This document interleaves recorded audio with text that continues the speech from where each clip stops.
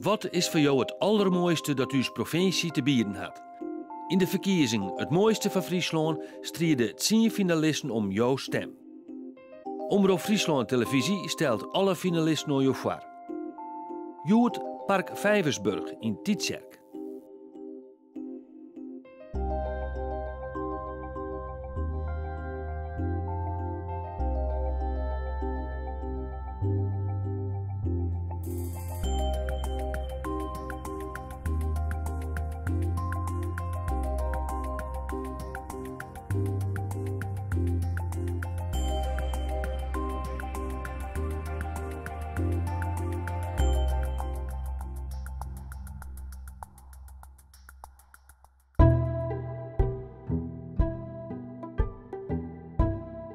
Park Vijversburg, in de volksmoele beter bekend als de Bosk van IP, leidt onder de reek van Tietjerk.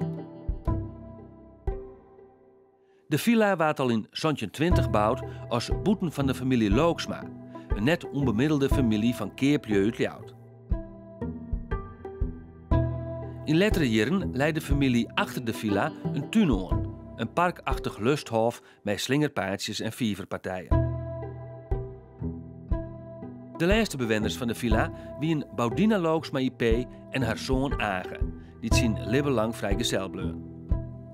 Na zijn versterren bepaalde hij per testament dat vertoon een stichting, die later de naam op Tautenburg kreeg, het park openstellen moest voor publiek en haar inzetten moest voor help aan eermen. En zo werd krekt boeten het park 20 eermenhoeskes bouwd. Eerst het stichtingsbestuur en dat weer van de meest jarmoedige, meest eerme mensen uit het dorpen Rieptjerk, Tietjerk en Huddegriep. En de meesten kregen hier gratis een woning tot hun beschikking, ze kregen een moestuin en ze kregen echt nog kostgeld. Dus dat was eigenlijk de hoofdtaak van de stichting. In de jaren 60 van de vorige eeuw kregen mensen meer vrije tijd. Park Vijversburg wordt heel tijd populairder. De mensen kwamen uit de stad Ljouwert. De mensen kwamen hier op de fiets en rennend en wien hier de hele dag. En daarna snijs bijvoorbeeld uit het dorpen Rieptjerk. Dan kwamen ze hier elke snij in kolonnenvorm kwamen ze hier net aan. Ik zou zeggen, in de jaren 60 zochten ze een protte de leefde. Had ik het uit de volksverhalen ze jaren mij. En we hadden hier een zogenaamde de Moerne Diek. Dus een beetje mooie heegstaande dik, maar een mooi teluut. Nou, we hebben prachtige foto's. Dan lezen de man die lezen op het teluut, maar het gezicht natuurlijk omheeg. En de vrouwen die flaneren over de dik heen met hun rokjes. Dus de man kon precies zien wat voor vlees dat ze in de kopen. Later kwamen een hele soort stijltjes die me je kennen leren, waarom haar een baan, om op snij te miggen even te griezelen in het tunnel van het park. De laatste 25 jaar is het roer omgooid. Een nieuwe invulling met ervoor zorgen dat het publiek interesseren bleef in Vijversburg. Met kunstexposities in het park. En de laatste 10 jaar is 6 miljoen euro stutsen in de ontwikkeling van bijzondere landscapen en landscape art. Bekende architecten uit Binnen- en Boetenland hebben haar een uitleef gekend op de 15 hectares die bij het park komen binnen. Zoals het landscape art project De Dwaalster. Dit zijn oude tuinkamers, het is een doolhof. En terug die kunstwerken die erin zitten, die uitsparingen die daar zeg maar in de hagen zitten, daar kunnen mensen dus als het ware erheen. Er zitten bankjes, er zitten iepeningen in. En dat maakt het dus dat men van de ene tuinkamer in de andere tuinkamer komen kan. En dat is een beetje de verdwazing. Maar strak, het van boven en de zijkant, dat is een heel belangrijk onderdeel. Dat mij wel wat roeger liedje, maar dit onderdeel moet gewoon strak op den duur. Nee, ik denk ongeveer 10 hier. Dan ben die hagen 4 meter hoog. Dus dan is het nog veel spannender.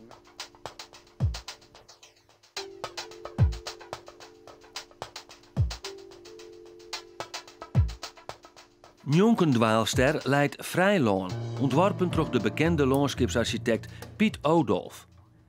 In dit Eldorado van Bern, dit haar een uitleefje kennen in een wetterdoolhof, lei Oudolf in het eegspringende Blommeheuvelzoon.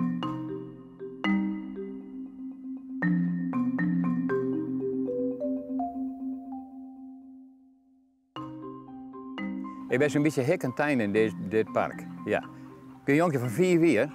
Toen ron ik al hier nog in de, waar de soldaten groeven hier, die loopgraven. Daar boer ik al in. De bos, dat is mijn eigen werk. Pieter Dijkstra van Burgum broekte Park Vijversburg 50 jaar lang als decor voor bruidsreportages. Meer dan 1000 bruidsperen waren toch Dijkstra hier op haar meest romantische momenten vereeuwigen. Maar je vindt hier gouden plakken eigenlijk voor zo'n situatie waar de achtergrond symmetrisch is en de jurk precies erin past. Maar de jurken zijn al symmetrisch, of vlak, of A-vorm. En dat moet alles bij aanpast worden. Ik kan er nooit een park jongen, dus die zou goed als dit. Ik denk dat die een van de beste is van Nederland. En ik kan heel wat jongen. We begonnen met zwart-wit. En dit is een jongetje zand maken. Ja. Dit is een maaien maken in jongetje 80. Ik kan de blijden zien die beginnen. Dit is een maken in jongetje 90. En dan kijk ik al zien dat de kleding die wordt ekkel wat oors, de moord een beetje oors en zo. Nou, dan gaan we nog eens verder. Dit is een jongetje, zie je letter, een jongetje 99. Dit is het enige vlak wat wit is, wat een oordekleur had in het park. Daarom broekte ik dat altijd in daar. Ja. Maar ik kan je zien, dit zijn symmetrische vlakken, hè? Al die symmetrische vlakken enzovoort. Dat past al precies in die lijnvorming.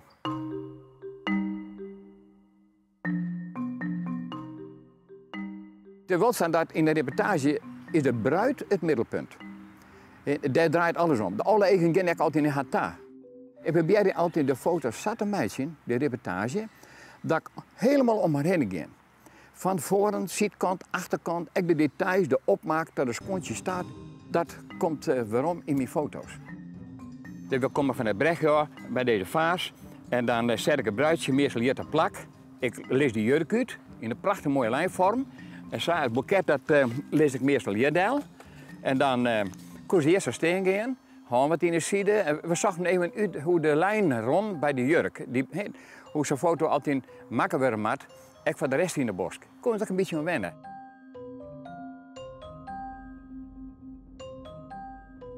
Ik zag heel wat fotografen die hadden moeite mee. Die ziekje en ziekje.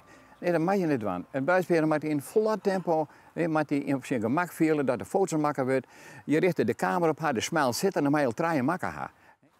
Dit is een prachtig punt om een foto te maken op een berichtje. Ze willen graag een berichtje hebben.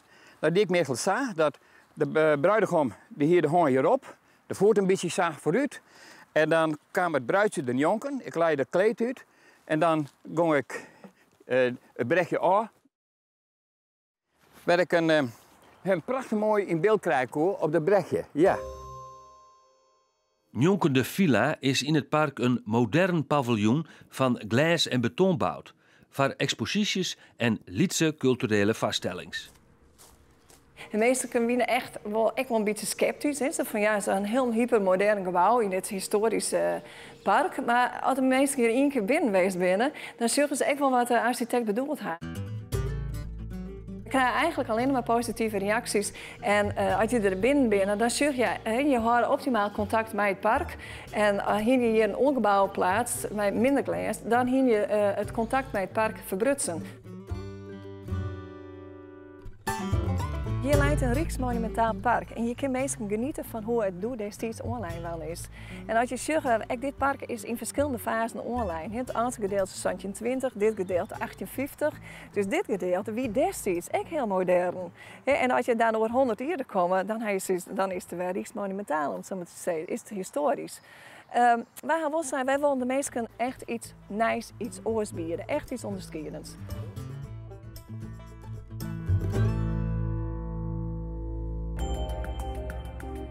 Orenwieke, de Noorderhaven in Haas.